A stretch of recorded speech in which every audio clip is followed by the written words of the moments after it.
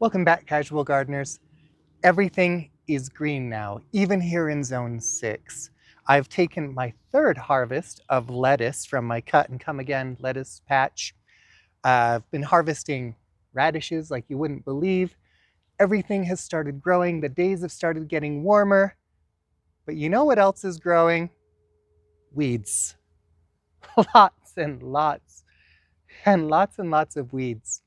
So I'm going to talk to you about some of the weeds that I am personally fighting in my garden right now.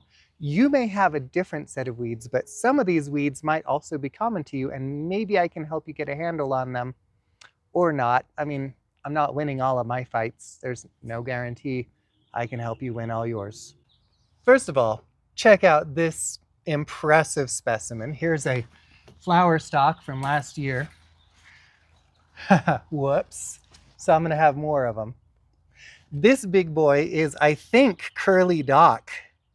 It's definitely a dock, maybe curly. My wife and I just call it carrot weed because it has a long taproot. And if you don't take all the taproot out, you will get more later. So great.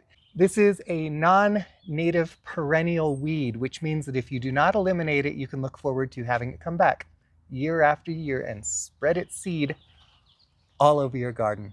So with this one, I know we don't like herbicides, but broadleaf herbicides really are your best bet. I mean, clearly I haven't used any on this. It's so happy and healthy, and it's actually a really attractive weed. But if you're not anti-herbicide, that's the way to go. If it's growing in your lawn, that's good news because you can just mow over it, and as long as you don't allow it to go to seed, at least it's not gonna spread. So right here on the ground next to the curly dock, this is the side yard of my house. So it's basically weed central. I've got dandelions. I know you have dandelions too, because everybody has dandelions. So most of the dandelions you're going to find in your garden are going to be non-native perennial plants, but there are some native species of dandelions. If you're able to figure out which one you've got and you like keeping native plants around, you go for it. Just like the curly dock here, our dandelion friends have a deep taproot, and if you don't pull the whole thing out, you're likely to see it come back. Herbicides are, again, probably the best way to deal with dandelions, although if you like a slow approach to getting rid of stuff, I guess you can just keep pulling it and pulling it and weakening it and weakening it. It will come back year after year, and every year it comes back bigger.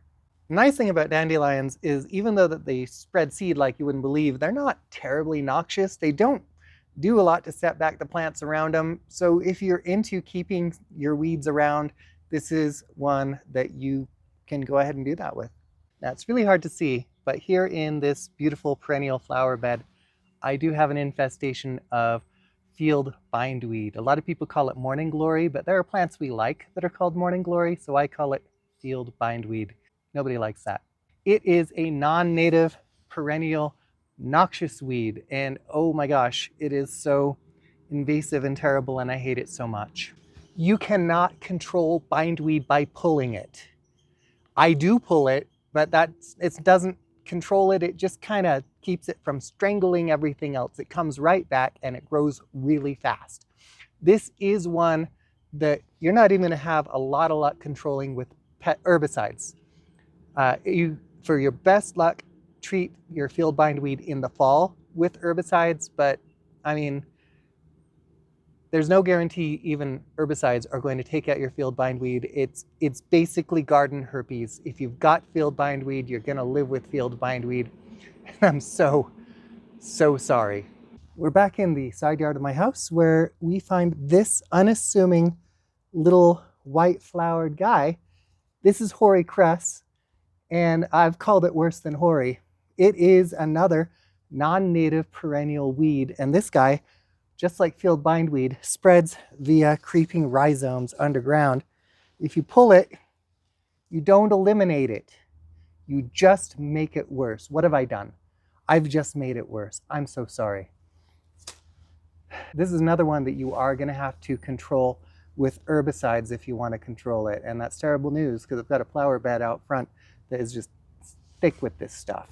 This is a flower that spreads via seeds, and creeping rhizomes, and it seeds more prolifically than even the field bindweed. So stay on top of it, and if you don't coordinate with your neighbors, it'll keep coming back no matter what.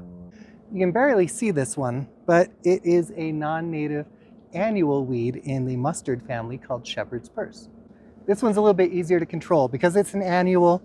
All you got to do is pull it before it sets seed.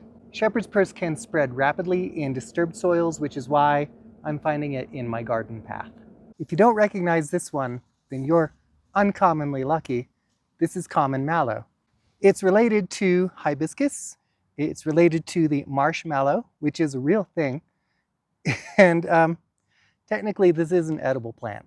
Common mallow is a non-native annual weed, and when it gets big like this, it develops a thick, woody taproot that can make it really difficult to completely eliminate. It will come back from its taproot if you just try to pull it.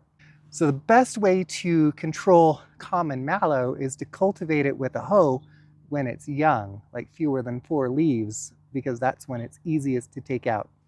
This, I'm just going to keep mowing over until it's gone. Chemical control, herbicides, aren't generally effective against common mallow, so even if you like it, don't bother.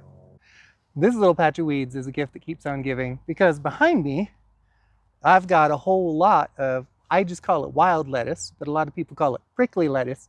It is in fact lettuce. It will hybridize with your domesticated lettuce and yield babies that taste kind of crappy. So if you are saving seed from lettuce, it's really important to make sure you don't have any prickly lettuce flowering near where you're going to save your lettuce seed. It is a naturalized, non-native plant because, I mean, lettuce isn't from here.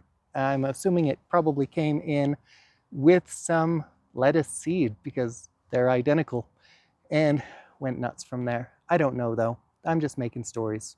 Just like lettuce, if you cut it down above the crown, it can regrow. So it's generally best to pull it up by the roots if you want to control it. It is a weed that is prolific, so it's going to make it's going to hurt your feel bads because it's going to be everywhere. But it is actually pretty easy to control either by pulling it, hoeing it, or using a flamethrower on it, or, you know, herbicides, I guess, as a last resort. Definitely do the flamethrower first.